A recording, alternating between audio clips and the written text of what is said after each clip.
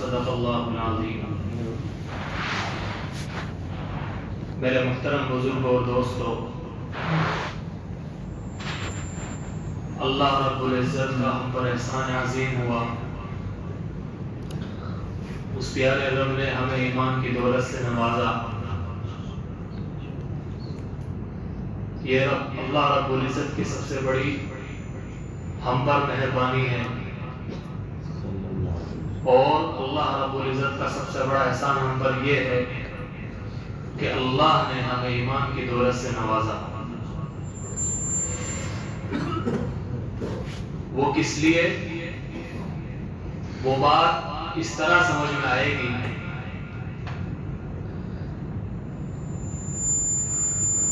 حضرت ابراہیم علیہ السلام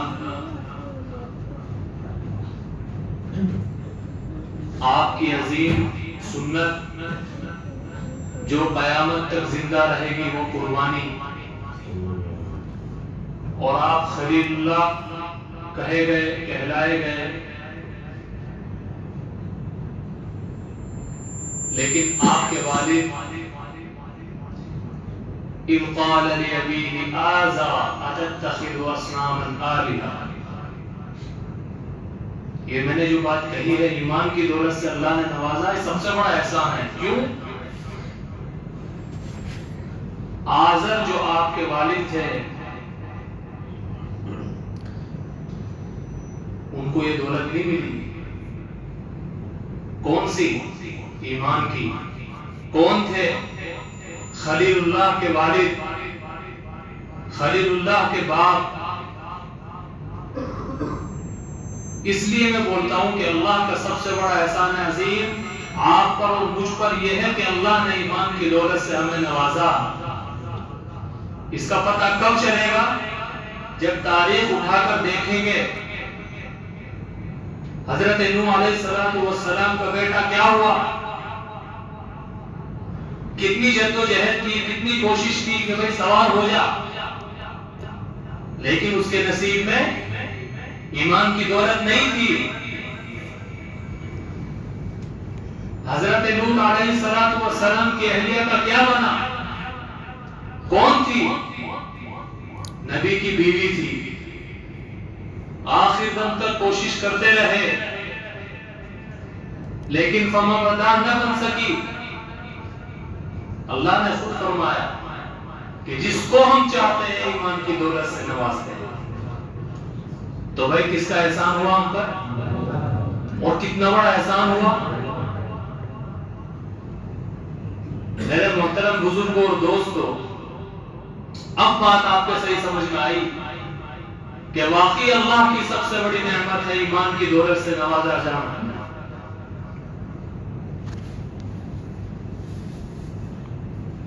آزر کس کے والد تھے؟ خلیل اللہ کے والد تھے۔ حضرت ابراہیم علیہ السلام کی وہ سنت جو آپ کو بے حد پسند آئی، اور فرما دیا گیا کہ قیامت تک جتنے بھی ایمان والے آئیں گے تب تک یہ سنت زندہ رہے گی۔ اس عظیم سنت کو اللہ نے ان 10 دنوں میں چنا، جس کے بارے میں قرآن فرماتا ہے والفجر وليال عشر والشفع والوتر واللیل اذا یسر، پورے سال کے جتنے بھی ایام ہیں، جتنے بھی راتیں ہیں، کسی کی بھی قسم اللہ نے قرآن میں نہیں کھائی۔ لیلۃ القدر کے بارے میں خبر دی، قسم نہیں کھائی، انا انزلناہ فی لیلۃ القدر، لیکن ان 10 رات اور 10 دنوں کے بارے میں اللہ نے برابر قسم کھائی، اور لیل و نہار نہیں کہا، الگ الگ قسم کھائی۔ والفجر، 10ویں کی صبح کی قسم، ولیال عشر، اور جتنی ایک ذی الحجہ سے لے کے 10 ذی الحجہ تک راتیں ہیں ان سب کی قسم کھائی۔ والشفع والوتر، والشفع دن کی قسم، والوتر 9 دن کی قسم، یوم عرفہ کی قسم۔ واللیل اذا یسر، نبی اور 10ویں رات کی قسم۔ تو بھائی یہ عظیم ہوا نا دن، جن ایام کی اللہ رب العزت قسم کھا رہے ہیں وہ کتنے عظیم دن ہوں گے ہمارے لیے۔ اور اللہ رب العزت نے اسلام کی 2 بڑی چیز، ایک قربانی اور ایک حج، ان 10 دنوں میں فرمایا۔ ان 10 دنوں میں اللہ نے رکھے ہیں، ایک یوم الحج اور ایک قربانی۔ میرے محترم بزرگ اور دوستو، 9 ذی الحجہ کا وہ دن یوم عرفہ، جس کے بارے میں اللہ رب العزت فرماتا ہے اے میرے بندے، آج تو ریت کے ذرات کے برابر بھی گناہ لے کر آئے گا، سمندر کے جھاگ کے برابر بھی گناہ لے کر آئے گا، زمین و آسمان میں جتنا خلا ہے اس کے برابر بھی گناہ لے کر آئے گا، میرے عزت و جلال کی قسم تجھے آج پاک صاف کر کے بھیجوں گا۔ کتنا عظیم دن ہے۔ اللہ کے نبی صلی اللہ علیہ وسلم نے فرمایا، جب یوم عرفہ میں موجود تھے، ظہر عصر ایک ساتھ پڑھ کر اور شام تک آپ برابر دعا کرتے رہے کہ آج شیطان سب سے زیادہ ناخوش ہے، اور اللہ رب العزت صحابہ کرام پر فخر کر رہے ہیں۔ یہ وہ دن ہے جس میں شیطان سب سے زیادہ ناخوش ہوتا ہے، یوم عرفہ۔ میرے محترم بزرگ اور دوستو، اس کے بعد 10 ذی الحجہ یوم عید الاضحیٰ آتی ہے۔ عید الاضحیٰ کے اندر اللہ رب العزت نے قربانی رکھی ہے، اور قربانی کوئی ایسی ویسی نہیں کہ ایسے ہی ہم پر واجب یا سنت واجب کر دی گئی، ایسے ہی سنت کو زندہ کر دیا گیا۔ اس کے پیچھے بھی ایک بڑی کہانی ہے، ایک بڑا واقعہ ہے۔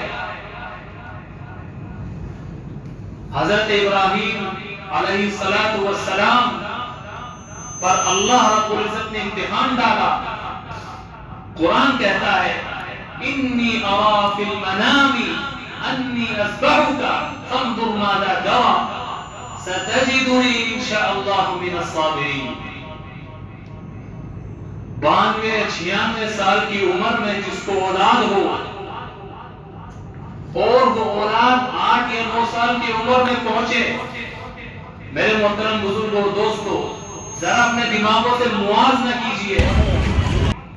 بچہ 8 یا 9 سال کا کسی کا بھی ہو، بڑا پیارا لگتا ہے، پھول لگتا ہے، اور جس میں 92-96 سال کی عمر میں جس کو اللہ نے اولاد کی دولت سے نوازا ہو، اور پھر اللہ کی طرف سے امتحان ہو، انی ارا فی المنام انی اذبحک فانظر ماذا تری۔ قرآن کہتا ہے کہ حضرت ابراہیم علیہ السلام نے اپنے بیٹے سے پوچھا، بیٹا میں نے خواب دیکھا، اور خواب میں میں ایسا دیکھ رہا ہوں جیسے اللہ نے مجھے حکم دیا کہ میں آپ کو اللہ کی راہ میں ذبح کر رہا ہوں۔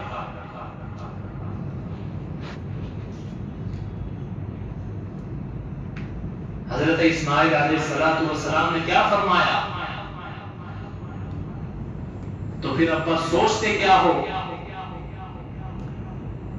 قال یا ابت افعل، کر گزرو، جب اللہ کا حکم ہے تو کر گزرو۔ میرے محترم بزرگ اور دوستو، بڑا عجیب و غریب منظر ہوگا جب باپ بڑھاپے کی عمر میں ایک پھول سے بچے کو یہ بات کہے، اور وہ بچہ بھی ایسا آج کل کا نہیں کہ جو اللہ نے کہا اسے کر گزرو، ستجدنی انشاءاللہ من الصابرین، آپ مجھے صبر کرنے والوں میں سے پائیں گے۔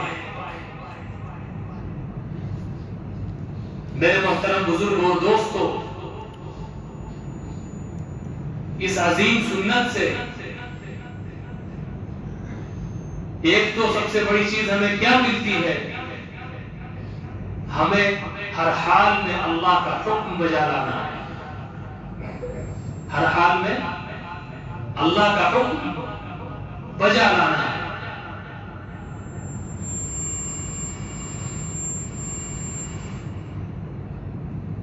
حضرت ابراہیم علیہ السلام بیٹے کو لے کر چلتے ہیں، شیطان برابر تنگ کرتا ہے. آج جو کنکری حاجی مارتے ہیں وہاں، یہ اس کی سب سے بڑی بے عزتی ہے. اور پہنچتے ہیں پہاڑی پر. حضرت اسماعیل علیہ السلام فرماتے ہیں ابا جان الٹا لٹانا مجھے، ایسا نہ ہو میری آنکھوں سے آپ کی آنکھیں مل جائیں، آپ کو مجھ پر رحم آ جائے. اور کیا سیکھنے کو ملا؟ والد کا احترام اور فرما برداری سیکھنے کو ملی. حضرت اسماعیل علیہ السلام فرماتے ہیں ابا جان میرے ہاتھ اور پیر ضرور باندھ لینا، ایسا نہ ہو تکلیف میں، جب میں تکلیف میں ہوں آپ چھری پھیرو، میرے ہاتھ پیر آپ کو تکلیف نہ دے جائے، میں پھڑ پھڑاؤں آپ کے کہیں ہاتھ پیر نہ لگ جائے، اس لیے میرے ہاتھ پیر باندھ لینا. ہاتھ پیر باندھ لیے جاتے ہیں. تیسری چیز کیا سیکھنے کو ملی؟ کہ جب اللہ کا حکم ہو تو چھریاں بھی چلنا بند کر دیتی ہیں. توکل علی اللہ. کس کوئی آپ کو نقصان پہنچانا چاہے ایڑی چوٹی کا زور لگا دے، خدا نہ چاہے، خدا کی قسم آپ کا رائی کے دانے کے برابر نقصان نہیں پہنچا سکتا. اب حکم تو اللہ رب العزت کا تھا، چھری وہ کتنی بھی تیز کیوں نہ ہو، جب اللہ نے فرما دیا نہیں چلنا تو نہیں چلنا. الٹا لیٹا کر برابر چھری پھیر رہے ہیں، چھری نہیں چل رہی ہے. چھری کوئی موم کی نہیں تھی، گلا کوئی لوہے کا نہیں تھا، گلے پہ کوئی لوہا نہیں لگا تھا، وہ تو 8 سال کی عمر کا بچہ تھا، لیکن اللہ کا حکم تھا چھری کو نہیں چلنا تو نہیں چلنا. دوسری بار چلائی نہیں چلی، تیسری بار چلائی نہیں چلی، آپ پھر پتھر پر اس کو تیز کرتے ہیں اور پتھر پر چھری کو تیز کرتے ہیں برابر کہ شاید کچھ کمی رہ گئی ہو. لیکن دوبارہ پھر چھری چلاتے ہیں. حضرت جبرائیل علیہ السلام کو حکم ہوتا ہے جبرائیل میرے خلیل اللہ اپنے امتحان میں کامیاب ہو گئے، جلدی جاؤ. فوراً وہ پہنچتے ہیں اور دمبے کی شکل میں ذبح کر دیتے ہیں. آپ جب آنکھوں سے پٹی ہٹاتے ہیں تو دیکھا کہ چھری دمبے پر چل رہی ہے، اور اسماعیل علیہ السلام اور جبرائیل علیہ السلام دونوں دور کھڑے ہوئے مسکرا رہے ہیں.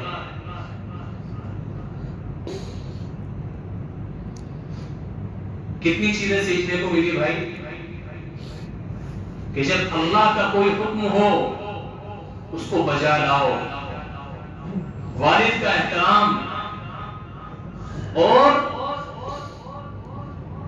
اللہ پر اتنا توکل رکھو کہ اگر وہ چاہے اور پوری دنیا نہ چاہے تمہارا کچھ بگاڑ نہیں سکتی، اور اگر اللہ چاہے اور پوری دنیا نہ چاہے کہ تمہارا نہ بگڑے تو بگڑ کر رہے گا.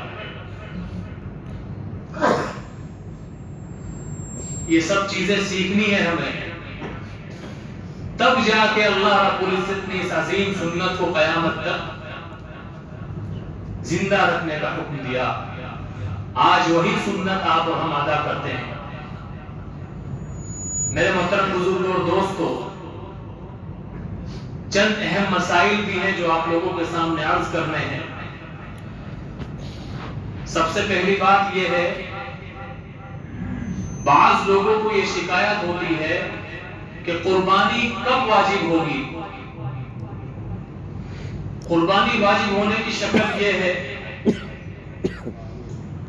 صبح صادق سے لے کر 10 ذی الحجہ کی صبح صادق سے لے کر 12 ذی الحجہ کی غروب تک، غروب سے پہلے جو بھی صاحب نصاب ہوگا اس پر قربانی واجب ہے۔ صاحب نصاب کیسے؟ جس پر 52.5 تولہ چاندی یا 52.5 تولہ چاندی کے بقدر مال ہو، روپیہ ہو، یا کوئی ایسی اس کے پاس جگہ ہو جو اس نے خرید کے رکھی ہو، کیش اس کے پاس نہیں ہے لیکن اس نے کوئی چیز ایسی خرید کر رکھی ہے جو اس کے استعمال میں نہیں ہے، اس پر بھی قربانی واجب ہے۔ یہ سوال اہم ہے۔ کسی کے پاس 2 مکان ہے، ایک میں وہ رہتا ہے، ایک اس کا مکان خالی ہے لیکن اس نے بیچنے کے لیے نہیں لیا، خالی ہے، اس پر بھی قربانی واجب ہے۔ ایک صورت یہ ہے کہ کسی نے کوئی چیز لی، اس کے پاس کیش نہیں ہے لیکن لینے کے وقت اس نے خرید و فروخت کی نیت کی تھی کہ جب اچھا پیسہ آئے گا اس کو بیچ دوں گا، وہ بھی صاحب نصاب ہے، اس کو بھی قربانی واجب ہے۔ اس میں اہم مسئلہ یہ ہے کہ جس کے پاس صرف سونا ہے، ایسا نہیں ہوتا آج کے دور میں، لیکن بتانا مقصد اصل یہ ہے، جس کے پاس صرف سونا ہے، نہ روپیہ ہے، نہ جائیداد ہے، کچھ نہیں ہے، اس کو 7.5 تولہ سونے کے بقدر اگر ہوگا تو قربانی واجب ہوگی۔ کیا ہوگا؟ سونا۔ جب تک اس پر قربانی واجب نہیں ہوگی جب تک اس کے پاس 7.5 تولہ سونا نہ ہو۔ وہ تب ہے جب چاندی، روپیہ یا کوئی ایسی جگہ اس کے پاس نہیں ہے، تب۔ ایسا نہیں ہوتا آج کے دور میں، ہوتا ہے نہیں ہوتا؟ سمجھ میں آیا؟ مسئلہ نہیں آیا بھائی، بول تو دیا کرو، سمجھ میں آیا؟ دوبارہ سمجھاؤں گا نا میں، سمجھ میں آیا؟ دوسری چیز، ایک چیز تو یہ ہو گئی، دوسری چیز وہ مال جو آپ کے گھر میں ایسا رکھا ہو جو 52.5 تولہ چاندی کے بقدر ہو لیکن آپ کی ضرورت میں نہیں ہے، وہ برتن یا وہ کپڑے، گھر کی وہ چیزیں جو آپ کے استعمال میں، بولتے کیوں نہیں ہے، جو آپ کے استعمال میں نہیں ہے، اس پر بھی قربانی واجب ہوگی۔ یہ بات ذہن نشین کر لیں۔ اکثر ایسا ہوتا ہے گھروں کے اندر ماشاءاللہ اتنے برتن ہوتے ہیں، اتنے کپڑے ہوتے ہیں، اتنی چیزیں ہوتی ہیں کہ کئی سال وہ استعمال نہیں ہوتے لیکن ان کا جو مالیت لگائی جاتی ہے وہ 52.5 تولہ چاندی سے زیادہ ہوتی ہے، تو اس پر بھی قربانی واجب ہے۔ اچھا، ایک اہم مسئلہ، مثال کے طور پہ میرے پاس زمین ہے کوئی، لیکن میرے پاس 10، 11، 12 ذی الحجہ میں پیسہ نہیں ہے لیکن میں صاحب نصاب ہوں، اس کے بعد بھی آپ کسی سے قرضہ لے کے قربانی کریں گے، بشرطے کہ آپ کی نیت گل کرنے کی نہ ہو، دینے کی ہو۔ ایسا نہ ہو کہ کاش میں ذرا دینا پیسے، قربانی کر لی، سعود بھائی گل، بادشاہ گل سے بھیجا سارے دوست کو، ایسا نہ ہو۔ قربانی واجب ہوگی، قرضہ لے کے کریں لیکن اس قرضے کو دینے کی نیت بھی ہو، دے بھی۔ تو بھائی یہ مسئلے سمجھ میں آئے کہ نہیں آئے؟ برابر سمجھ میں آ گئے؟ کیونکہ کل قیامت کے دن میں نہیں چاہتا کہ مجھ سے سوال ہو، اس لیے آپ لوگوں کو بتانا ضروری تھا کہ قربانی کس کس پر واجب ہے۔ تو بھائی یہ عظیم سنت ہے، چند دن چند رات باقی ہیں، اللہ کے لیے اپنی راتوں کو قربان کر دو، جن راتوں کی قسم اللہ نے قرآن میں کھائی ہے، دنوں کو قربان کر دو، کم سے کم تہجد پڑھ لو 4-5 دن، اتنا بھی نہیں ہوتا، ہر نماز کے بعد 2 نفل تو پڑھ ہی دو، اللہ سے مانگ لو، یہ مانگنے کے دن ہے۔ تو میرے بھائی، میرے محترم بزرگ اور دوستو، سمجھ میں آئی کہ نہیں ہے بات؟ اللہ رب العزت سے دعا کرو اللہ رب العزت کہنے سننے سے زیادہ عمل کی توفیق عطا فرمائے اور